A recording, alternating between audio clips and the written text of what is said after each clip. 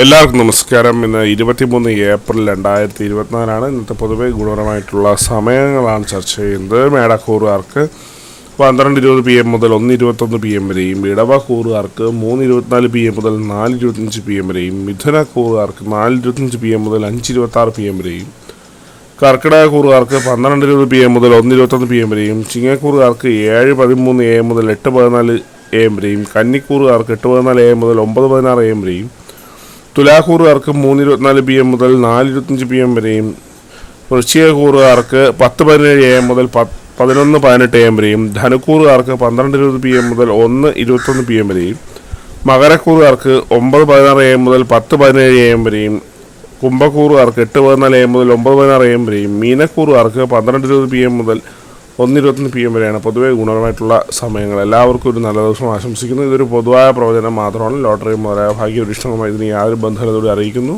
നന്ദി.